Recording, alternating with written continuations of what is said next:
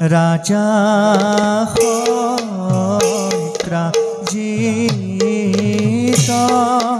आरे संगे चले तार भातृ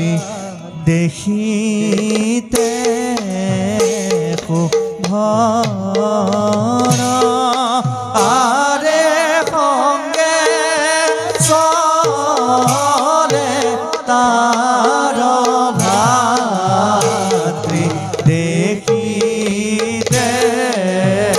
शुभर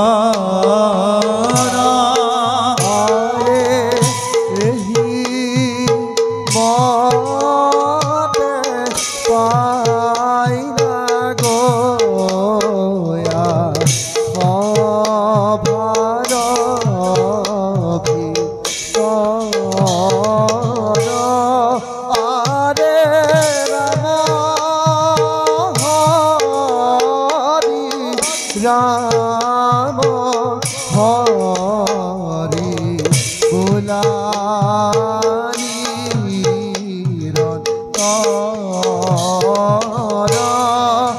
हरे राम हरि राम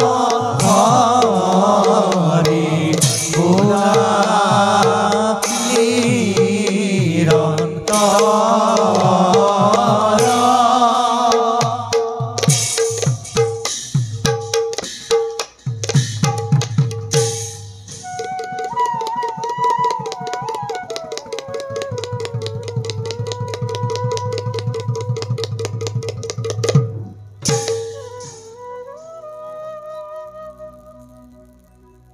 ভাতৃপ্রখেন আর সেনাপতি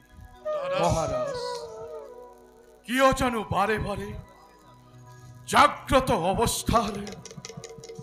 উজ্জ্বল স্ফটিক সম স্বপ্নবোৰে ঝিলমিল কৰে আহি মন বদনিত স্বপ্নতেই ভাব হয় মোৰ কুবেৰ সমাজেন ৰত্নবানময় কিন্তু যেতিয়াই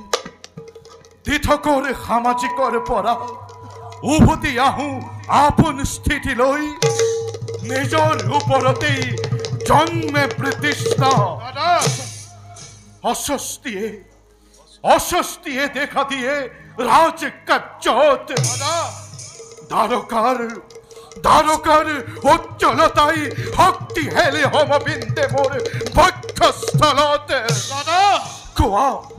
কোৱা ভাই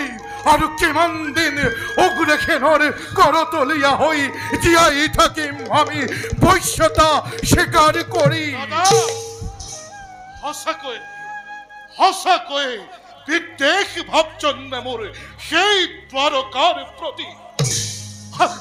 মথুৰা আৰু দ্বাৰকাৰ সমস্ত প্ৰজাই ভগৱান হ'ব জ্ঞান কৰে সেই কৃষ্ণক ইয়াৰ কাৰণ কি জানা দাদা অসহ্যহালী হোৱাৰ বাবেই সেই কৃষ্ণ শ্ৰদ্ধাৰ পাত্ৰ আৰু দাদা আমাৰ অগ্ৰস সত্যধৰ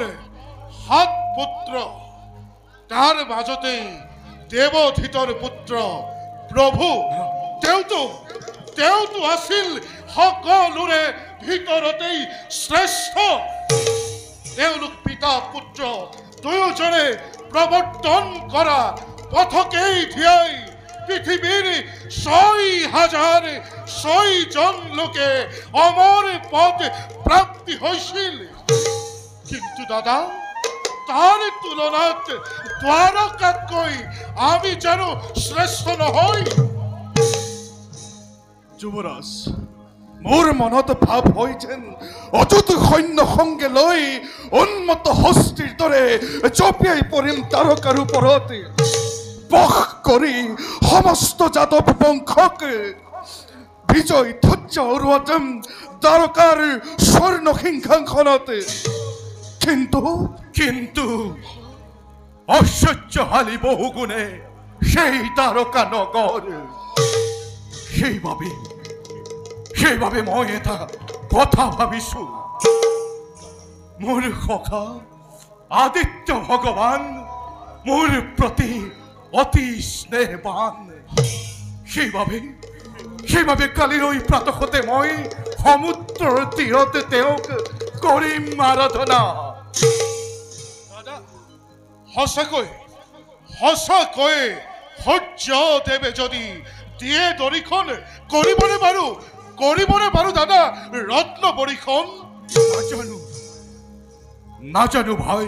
দাদা ভাগ্য চক্ৰ কোন দিশে কৰে আৱৰ্তন দাদা বাৰু ভাই দাদা প্ৰাণৰ জীয়াৰী মোৰ সত্য ভাবাৰ আপেক্ষিছে মোৰ বাবে এক বিশেষ কাৰণত দাদা বলা সেনাপতি আজিলৈ সভা সমানতে ভংগ ঘোষণা কৰিলো বলক দাদা